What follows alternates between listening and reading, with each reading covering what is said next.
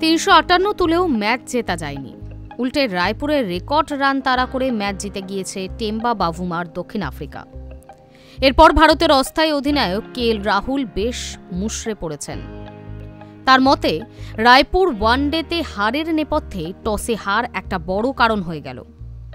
খেলা শেষে রাহুলকে পুরস্কার বিতরণী মঞ্চে জিজ্ঞাসা করা হয় 358 রান তুলেও হার মেনে নেওয়াটা কষ্টকর কিনা। জবাবে তিনি বলেন, না, কারণ শিশির একটা বড় ফ্যাক্টর হয়ে গেল। দ্বিতীয় ইনিংসে বল করা খুব কঠিন হয়ে পড়েছিল। রাঁচি ওয়ানডেতে আমরা যথেষ্ট ভালো খেলেছিলাম। সেদিনেও শিশির ভেজা বল নিয়ে বোলিং করতে হয়েছিল আমাদের।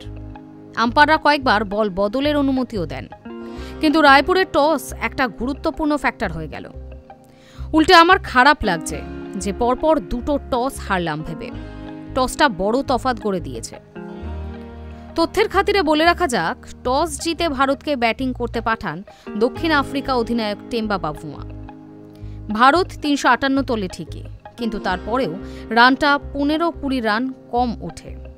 রাহুল বলেছিলেন, পিছন ফিরে দেখলে মনে হতেই পারে যে কয়েকটা জিনিস আরও ভালো করা যেত। আমরা বাড়তি 20-25 রান তোলা নিয়ে কথাও বলেছিলাম ড্রেসিং রুমে, যাতে ভেজা বল নিয়ে বোলিং করার সময় বোলাররা একটু সুবিধে পায়। বোলাররা যথেষ্ট চেষ্টা করেছে, আর গোটা 20 রান হলে খেলাটা আমাদের দিকে আসতে পারত। তবে আমাদের বোলিং ও ফিল্ডিং আরও ভালো হতে পারত। বেশ কয়েকটা ফিল্ডিং মিস হয়েছে, বাজে 4 গলিয়েছি। এমন ভুল পরের ম্যাচে করলে হবে না।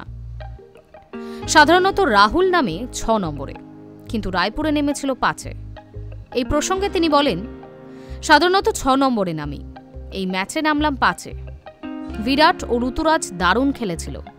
অতি ভাই বলল, এরপর আমারই নামা উচিত। আগের ম্যাচে রান পেয়েছিলাম, তাই আত্মবিশ্বাসী ছিলাম। সেটা কাজে লাগাতে 5 নম্বরে নেমেছে। এই সিদ্ধান্ত নেওয়া হয়েছে 32 থেকে 33 ওভারের পর। সিরিজের চূড়ান্ত ম্যাচ 6 ডিসেম্বর বিশাখাপত্তনমে। Hi news network.